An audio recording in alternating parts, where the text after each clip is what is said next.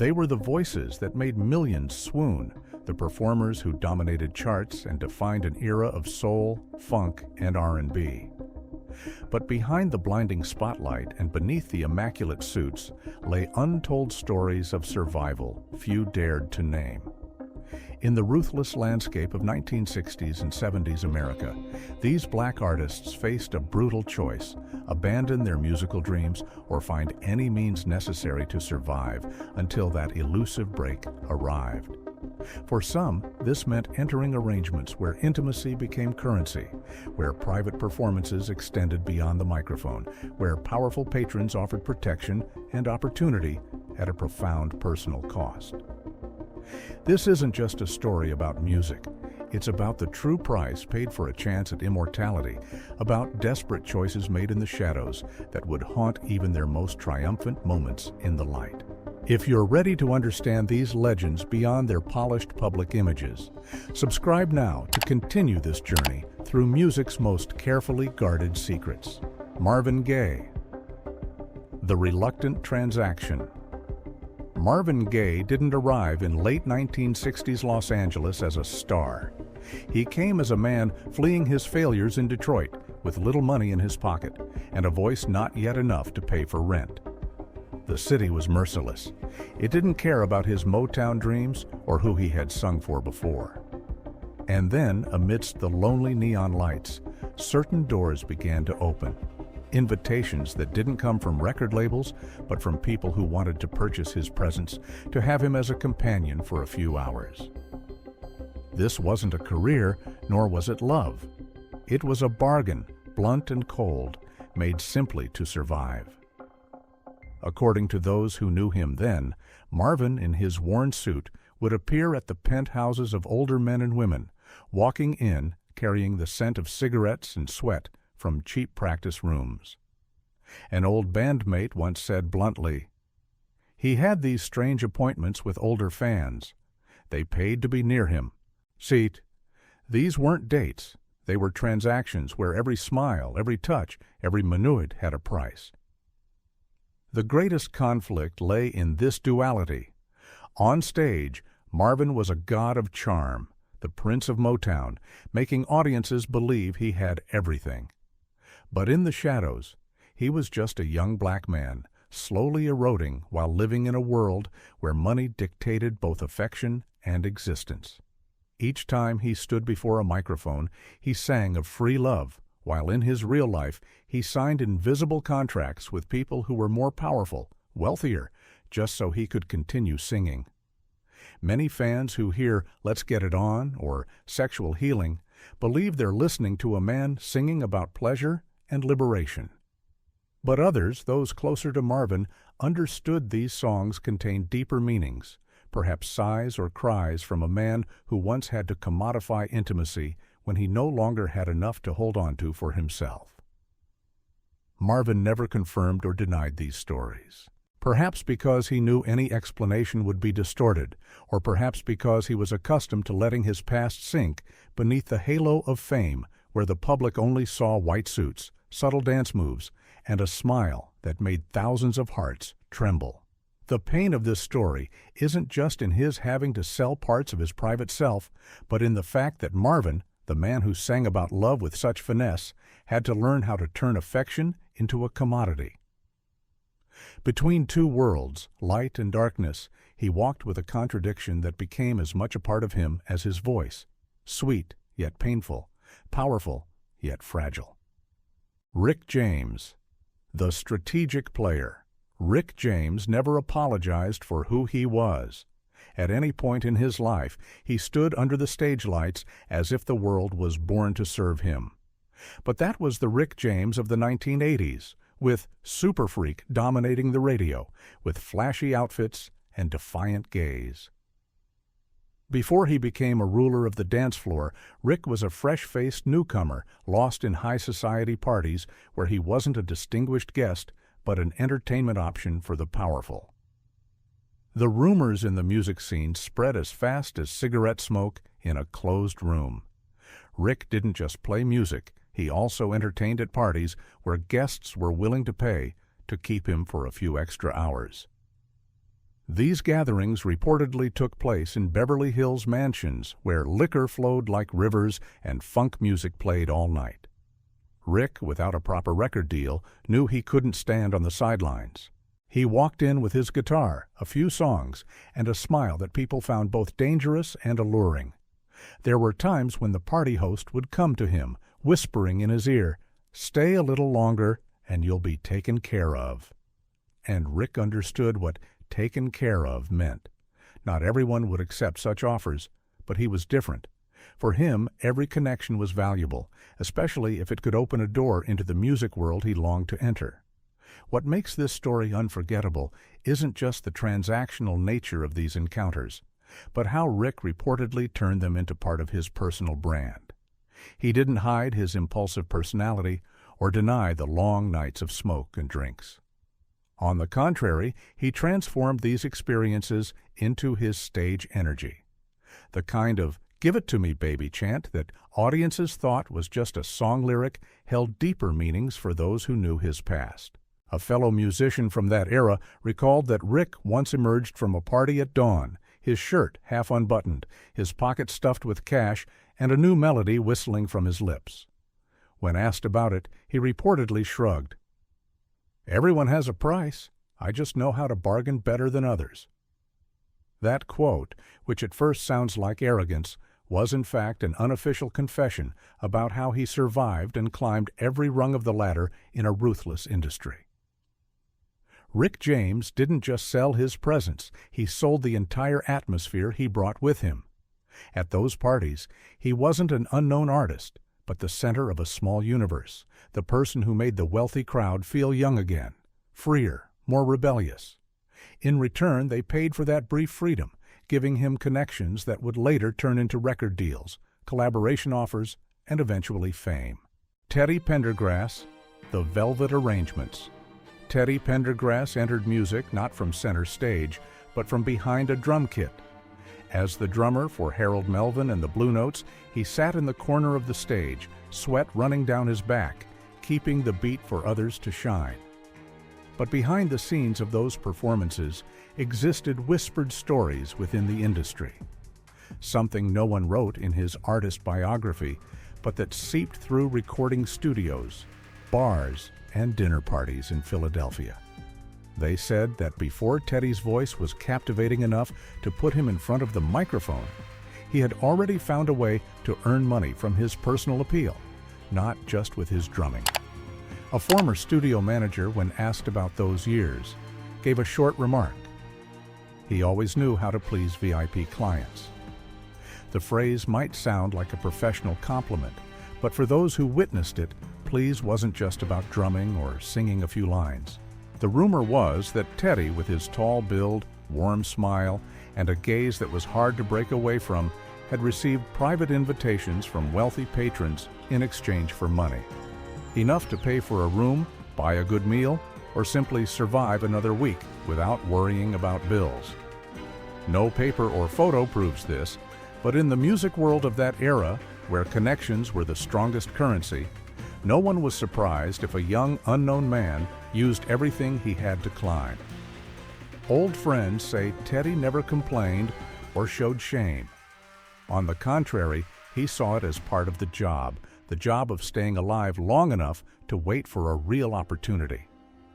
When Teddy first stepped to the microphone, audiences only heard his smooth-as-velvet baritone voice. They didn't see the years he knocked on every studio door, playing music for weddings, parties, and discreet appointments. His later image as a seductive heartthrob with his shirt unbuttoned, his voice whispering like an invitation, only gave more life to the rumors of his past. Many fans began to believe that Teddy's passionate ballads carried experiences outside the spotlight, moments where intimacy was part of the arrangement. What made Teddy special was that he didn't need to say anything. He let the audience guess for themselves, fill in the gaps between lyrics and real life. Someone once commented, "Teddy didn't just sing to women. He sang like he had already been there in that room with the lights low." That comment, though just a feeling, strangely aligned with what people behind the scenes whispered. Teddy's velvet deals, if they truly existed, represent not just the story of one person, they testify to an era in music when talent alone was not enough, when charm could become a unit of exchange, when surviving meant using every asset at your disposal. Luther Vandross, the private companion. Luther Vandross was a master of carefully constructed privacy. Throughout the 1980s, as his voice ascended to legendary status, a story lingered among recording studios, backstage parties, and closed-door dinners. Luther didn't just sing for the crowd. He was also a sought-after companion at certain exclusive events, places where no one brought cameras and agreements existed only in shared looks. Those whispers often began with the phrase, "I heard Luther had some arrangements." The term arrangement sounded polite and vague, but everyone in the business understood it didn't just refer to musical compositions. The rumor was that a few wealthy producers, the ones who held keys to the industry, had given Luther generous financial support. In return, they wanted him to appear with them at private parties, dine together, chat, and sometimes more. A sound technician who worked on Luther's tour once recalled, "He never went to a private event without dressing as if he were about to perform at Carnegie Hall. Always on time, always elegant, and most importantly, he always made his companion feel like they were the center of the world." This demeanor reportedly earned Luther the title of a charming companion, a phrase that sounded like both a compliment and an internal code among those who knew the story. What makes this narrative even more haunting is how Luther protected his privacy. He was famously private to the point that the press could barely uncover anything beyond his music. No loud scandals, no revelations about his relationships, never a public word about his love life. That very blank space turned him into a canvas for the public to project all sorts of theories. Many fans believe these experiences seeped into Luther's music. When he sang "A House Is Not a Home" or "Never Too Much," there was warmth and affection, but also a touch of melancholy, as if he were singing about a relationship that was never allowed to exist publicly. A critic once wrote, "Luther sang love songs the way a man sings when he knows love is a private contract, not a public declaration." That comment, while not directly addressing the rumors, coincidentally aligned with the image whispered about within the industry. No one knows if these arrangements were real, and perhaps it doesn't matter. In the music world, especially during an era when black artists had to overcome countless obstacles to shine, leveraging every advantage, including personal charm, was sometimes necessary for survival. Luther Vandross became an icon not only because of his golden voice, but also because of his ability to control both his music and the silences around him. Billy Preston, the fifth Beatles' first steps. Billy Preston, the man affectionately called the fifth Beatle by the world, seemed born for the spotlight with his radiant smile and hands that glided over keyboard keys as if playing with the wind itself. But in late 1950s Los Angeles, when Billy was still a struggling young black man, stories emerged that he had found unexpected ways to make a living while chasing his musical dreams. Some teenage friends still recall the stories. Billy, with a young face but tired eyes, would often accept special invitations from wealthy fans. Gigging here didn't mean performing on stage, but rather private, discreet meetings where piano playing was sometimes just background for long conversations and silent envelopes sliding across tables. They said that in Los Angeles, if you could make someone feel heard and important, that was a profession too, even if never written in a contract. A niche music magazine in 1974 vaguely hinted at Billy's side hustle from his younger days. There were no clear details, but the ambiguous wording was enough to reawaken readers' curiosity. This rumor was never confirmed or denied by Preston. That's what made it so persistent. In the entertainment world, silence often keeps the rumor mill running smoothly. Those who knew Billy personally agreed that he had a rare ability, making whoever he was with feel like the main character in the room. Whether it was the Beatles, Ray Charles, or an unknown Hollywood businessman, he made them laugh, lean in close, and forget any distance.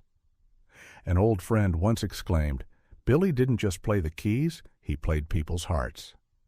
If placed in the context of these rumors, that statement takes on a different nuance, both sweet and slightly ambiguous. As Billy's career blossomed through his associations with the Beatles and his solo hits like Nothing from Nothing, the image of his difficult past seemed buried under dazzling stage lights. Yet for those who heard stories from those impoverished Los Angeles days, they would occasionally wonder if that infectious smile was honed during years when he had to please others just to survive. This question isn't a judgment. On the contrary, it only makes Billy more human, more relatable when we realize that even the fifth Beatle had to navigate hidden corners of life before reaching the spotlight. And perhaps if you listen closely enough to his passionate Hammond organ solos, you might hear the whisper of a young man who once walked out of those private meetings, carrying both the desire to escape darkness and the belief that one day his music would resonate in places where murky agreements were no longer needed. Bobby Womack, the night specialist. Bobby Womack sang in a way that seemed to peel back the deepest layers of his listeners' emotions. His voice was both raspy and warm, as if it had soaked up all the dust and sweetness of life. But behind the spotlight, there were stories told only through silent nods and knowing shrugs backstage at venues across the country. Rumor had it that from his early days wandering between tiny bars and studios, Bobby had been the man of the private evenings, performing for and accompanying wealthy patrons where the line between music and intimacy blurred like a wisp of smoke. A fellow guitarist from that time once said, half-jokingly, "Bobby knew how to make the night unforgettable." In the context of the stage, this would simply be a compliment to his ability to captivate an audience. But when placed alongside whispered industry stories, it took on different meanings that everyone understood, yet no one wanted to say aloud. They said that in those private rooms with only golden light and expensive wine, Bobby didn't just sing, he made people believe the night belonged only to them. Coming from a poor family in Cleveland, Bobby understood the feeling of need and desperation. In the early years of his career, when music alone wasn't enough to sustain him, he was reportedly willing to take on special jobs, as some old friends delicately put it, just to stay in the city and hold on to his dream. The music world of that era was harsh and cold, especially for a new black artist. Sometimes to hold your place, you needed to know how to not only hold a microphone, but also read the eyes of the person in the front row. What makes Bobby's story particularly poignant is the seamless blend between his life and his music. Lyrics like, "That's the way I feel about Cha," or "If you think you're lonely now," didn't just touch the listener's loneliness. They seemed to hold the warmth of those private nights where every word was a confession and every note a promise. Bobby never confirmed or denied the rumors. He chose to let the story float through time like a long, unending blues song with climactic moments and quiet pauses, allowing listeners to draw their own conclusions. In interviews, when someone approached the subject, he would simply smile, his eyes narrowing slightly, and change the subject. The way he kept part of himself a mystery made people both curious and respectful. Perhaps this very ambiguity added another layer of depth to Bobby Womack's image. More than just a gifted musician, he was a man who knew how to play the song of his life to his own rhythm, even when some overtures were played in rooms that the public never heard. His 2012 comeback album, The Bravest Man in the Universe, seemed a fitting title for someone who had survived not just the music industry, but the darker arrangements that sometimes came with it. Johnny Gill. The Discreet Presence. Johnny Gill wasn't like other newcomers when he stepped into the spotlight. He didn't just bring a voice so deep and warm it could wrap around a listener's heart. He also brought persistent whispers. From his earliest days joining New Edition, exactly when the group needed fresh energy, Johnny became the focus of stories passed between industry insiders about backstage relationships said to be more than just mentor-protege connections. These rumors stemmed from small details that carried significant weight with those who were industry savvy. An entertainment journalist at the time cleverly wrote, "It was more than just mentorship, as if nudging the public to fill in blanks with their own imaginations." Some reporters described Johnny's appearances at private parties where the guest list featured powerful, wealthy men who weren't necessarily from the music world, his presence there feeling too calculated to be coincidence. One fellow musician recalled that Johnny's every meeting was so skillfully arranged that outsiders couldn't guess the true nature of relationships being cultivated. Johnny denied everything, but in show business, denial has never been enough to extinguish stories that feed curiosity. Ironically, his composure during sensitive moments only made everything more mysterious. He didn't react harshly, issue lengthy correction statements, or avoid media. Instead, he simply stepped on stage immaculately dressed in a suit, held the microphone, and sang as if nothing but music existed in his life. Johnny's music seemed to be the catalyst that made rumors persist. Every sweet ballad, every deep and steady gaze, every deliberate pause felt like silent confession to certain listeners.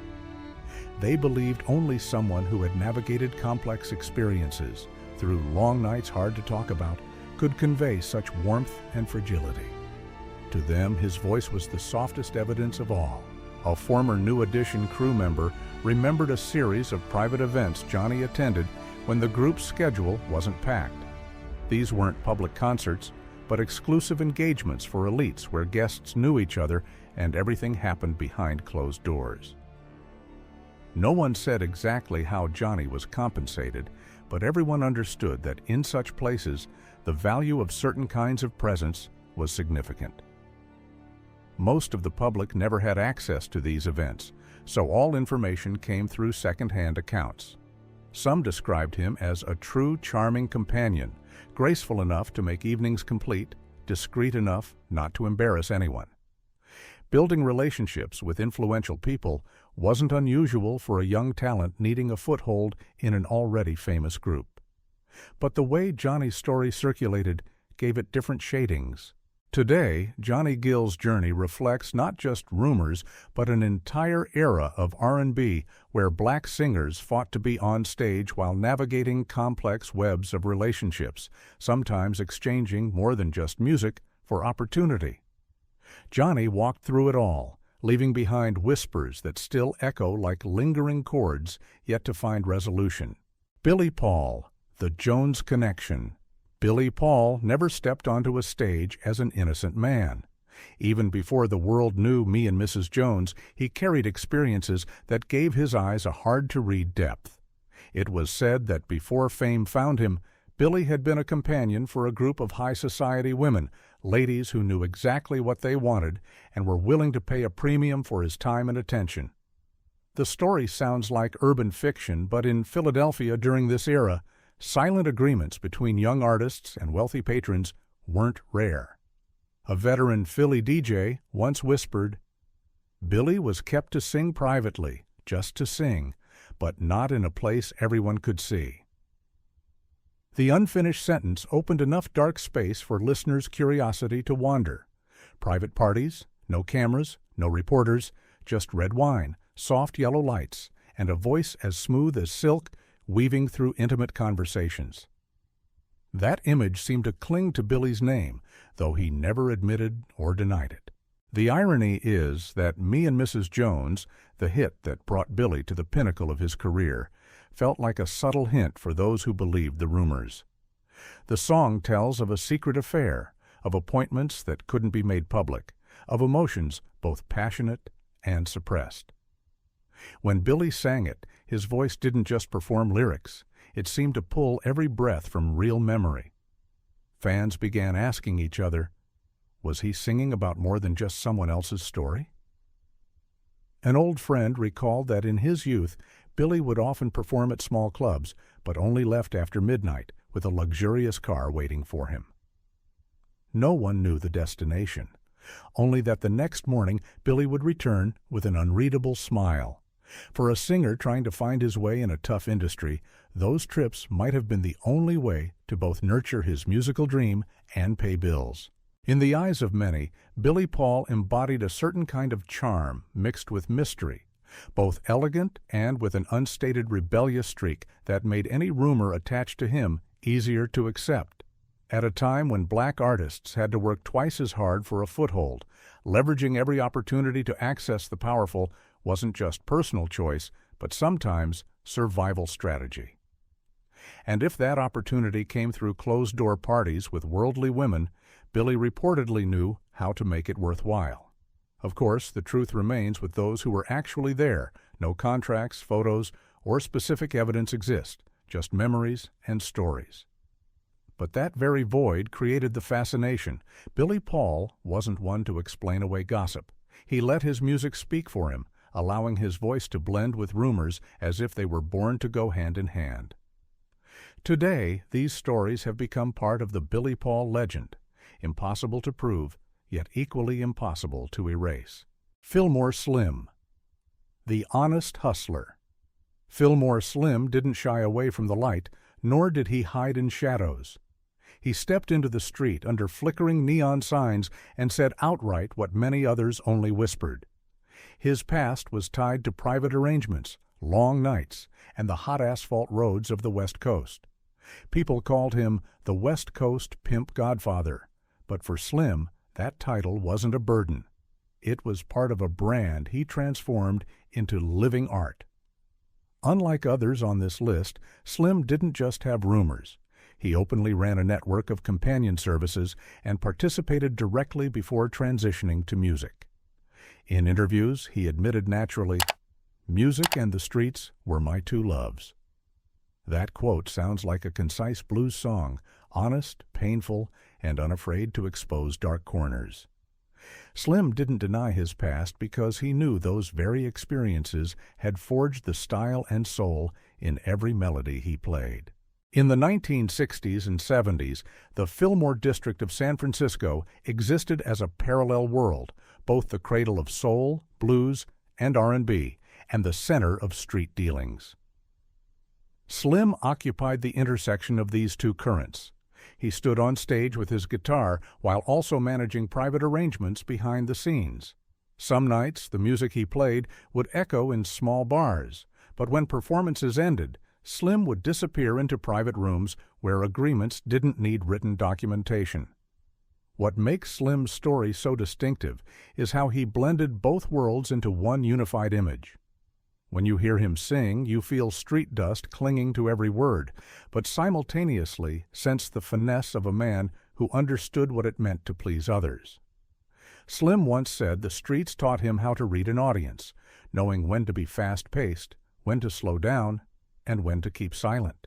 While many artists tried hiding their pasts, Slim openly used his as part of the narrative that sold tickets, records, and built his image.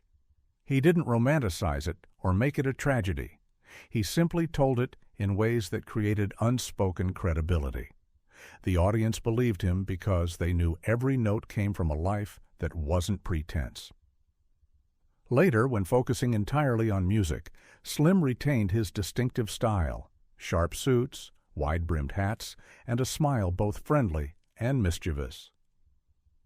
His career spanned decades, but stories of his street years never faded. They became background color, making every blues or R&B song rich with life's flavors. Fillmore Slim wasn't a legend sculpted to be palatable to mainstream audiences. He was the rough product of an era, a city, and a lifestyle where music and survival weren't separate domains. His honesty, the courage to transform dark street experiences into part of his legacy, makes him the perfect embodiment of how some artists refuse to separate their survival stories from their art. James Brown, the hardest worker. Before James Brown became the hardest working man in show business, he was simply the hardest working man in Augusta, Georgia, shining shoes, washing cars, sweeping floors, and reportedly making himself available to those willing to pay for more than just his labor.